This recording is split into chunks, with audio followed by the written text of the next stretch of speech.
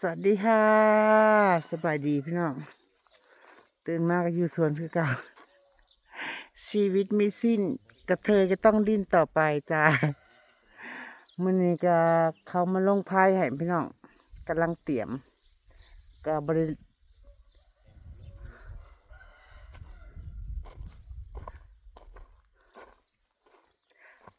พังรักไว้ก่อนที่ซื้อบ่อ๋อพังแล้วก็เฮ็ดดึงซ้ายเลยเนาะลงไฟให้นางพี่น้องความรักน้ำเจ้าเลยใส่บักล้อก่อนฮะได้แต่บักซื้อแต่บักล้อน้ำเพลินอ่าแต่จากนั้นไปผมใส่รักไม้ต่อไปหันผมจะเอาไปฮอดอีร้อยคือผ้าอีร้อยไปรักนึงแม่นว่าเอา3 ลักเด้แล้วต่อไปหันคอยใส่ไม้ใส่ไม้จิกรักไม้จิกไปเสียงก่อนนะก็เขาก็มีได้รักนึงมาคู่บังนาวไปนะใส่1 ลักแล้วก็2 ลักนั่นก็คือกี่ได้จะลดมาเด้อเจ้าก็บอกเขาดึงง่ายสายไฟมาง่ายสายไฟมาแล้วก็มาขึ้นน้ำลักน้ำข่อยก็คือว่าพ่อใหญ่ขายเราสิดึงสายไฟของเราพี่น้องมันโค้งไปพูนเงินพ่อใหญ่เลินบาทที่นี่เราสิมาดึงจากนี้จากหมอนี่ลงไปกับนางนี่นะจ๊ะใส่คนละลักกับของ200ใส่คนละลักกับของยายรวยนางกระสิพังข้างในคนละภาคสิว่าอะไรก็ได้คนละขางแต่ของอัน200เพิ่นใส่2 ลักแต่ของนางสิใส่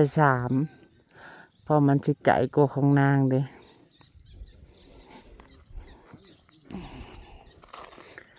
นี่แหละหมอก็ได้หมอแปลงหมอไผ่กับหมอโทมาไข่ห้ามนี่ได้จานนี่พอหมู่บ้านนางกับบริลายนะบ่ฮอด10 หลังคาซ้ำมีแค่นี้นี่ลงไปหอดหันแค่นั้นจ้ะลงไผ่ใส่ไผ่นี่ก็บริมาใส่ฟรีเลยพี่น้องให้คนเก่าที่เขาเอามาลงเนาะต้นนะต้องจ่ายเงินเขาอีกแล้วก็ส่วนนางให้สร้างไฟมานี่ก็อีกส่วนหนึ่งอีกส่วนต่างหนึ่งนะกับบลายดอกพี่น้องเอ้ยลงไพ่นี่กับบลายดอกบลายเบอร์แพงดอกค่ะแค่17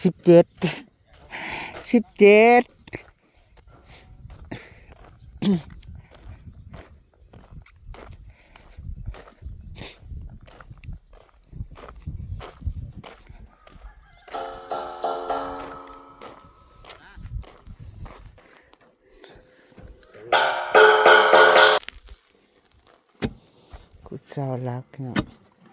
ความเลิกใน50ปุ่นน่ะ70ถูก70ยังมันหน่วยคือว่าละสายไพ่มันอยากนักแน่เนาะตอนแรกแม่นเว้ากันกับร้านน่ะว่าสิเอา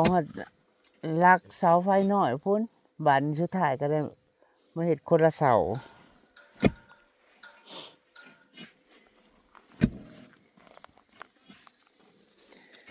อันนี้ก็ของร้าน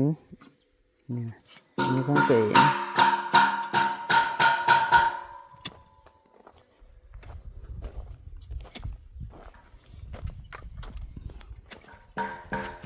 นางปล่อยน้ำลงกันเป็นน้อง3 มื้อแล้วก็ยังเลิงอยู่แม่นอยู่มันเป็นดินเหนียวดินแห้งๆแล้วมันก็อยู่น้ำคือว่านแหละแต่ว่าข้างบนมันบ่แม่นหินแห้งเด้ถ้าเฮาปล่อยขึ้นมาเต็มมันก็จะมันสิซึม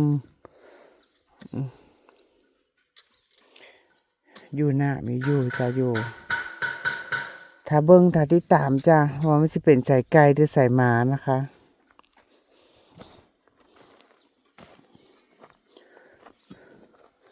เนี่ยนางก็จะใส่เสาลักที่3ลักแรกก็อยู่แคมทางลัก2ก็อยู่กลางลัก3ต่อไปก็สิเป็นของอันพ่อใหญ่ไข่นะจ๊ะพ่อใหญ่ไข่ลักสิดึงไป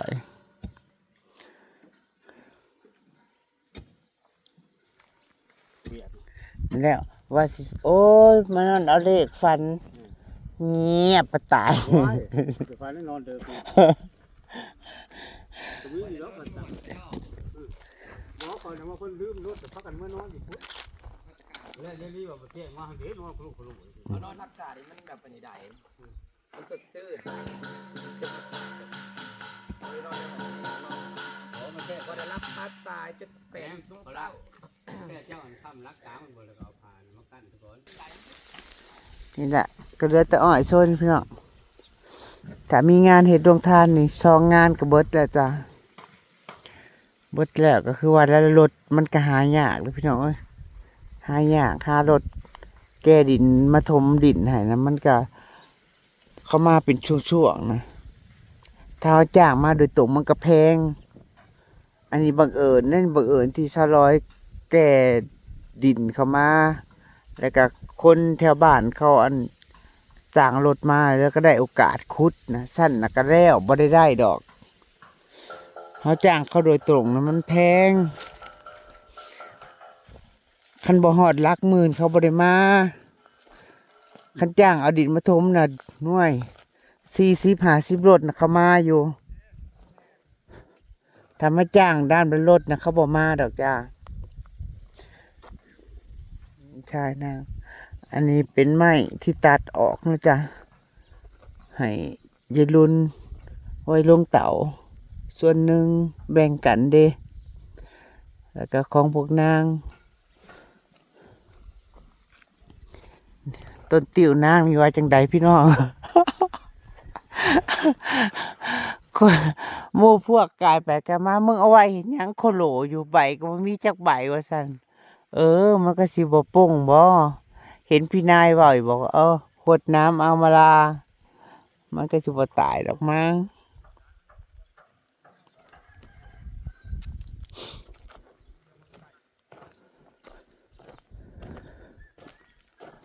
ยังหลายอย่างแค่เริ่มต้นก็ยังคิดอ่อนแอนะพี่น้องท่อนางนี่ก็ดินปิดแล้วสิไปต่อท่ออีกไปอีกใส่อีกท่อหนึ่งมันเจาะโพดทางนี้ก็ใส่อีกท่อหนึ่งทางเบิดนี่หาท่อพี่น้องท่อ30หาท่อ6มันต้องใส่7 ท่อพอ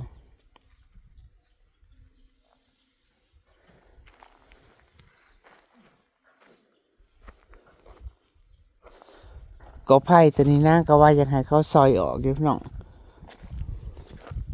มันเป็นกอไผ่น้ำรถผ่านไปผ่านมากก็มันผาดรถเขานะเป็นกอไผ่ยายดุนปลูกแต่สะเดาต้นนี้บ่ตัดดอกพี่น้องมันเป็นดอกหละมันเริ่มเป็นแล้วเด้อนะแต่ว่าสิหานนะสิบานเป็นดอกจนสิหานลงมาตัดลงมาโอ้ยสิไปคนใส่ด้วยหลายคนก็ให้กำลังใจเขาพูดหลายๆด้วยจ้าคอยเฮ็ดไปอีละแต่มันแล้วเสียบ่แล้วดอกเขาบ่ได้มีต้นทุนด้วยต้นทุนเขาบ่ได้หลายรายได้ก็บ่ได้มีจากทางอื่นก็เบิ่งสภาพบ้านเมืองนางเนาะจะไปลงทุนเฮ็ดอีหยังคันว่าเขาในเมือง8 กิโล 9 กิโลก็จะเฮ็ดอีหยังร้านค้าแถวบ้านก็ยังปิดไปหลายร้านนะ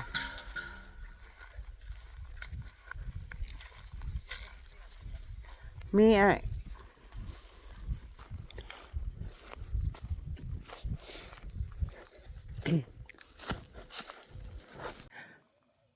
มัวแต่แล่นหน้าแล่นหลังพี่น้องเอ้ยจนว่าค่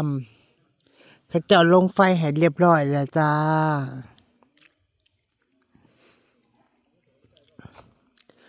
ลงไฟให้เพราะว่าลืมสร้างลืมดอกไฟมาติดให้พี่น้องเอ้ย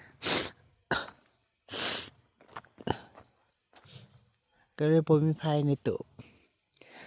ใส่ไฟรถโซลาร์เซลล์ตั้งเอาเจาะไอ้แจะ อันการดึงมาแต่เฮือนปุ๊เมื่อคืนกาวสินมานอนนั่นมานอนฟันเอาเลขเงียบอิ่มซิม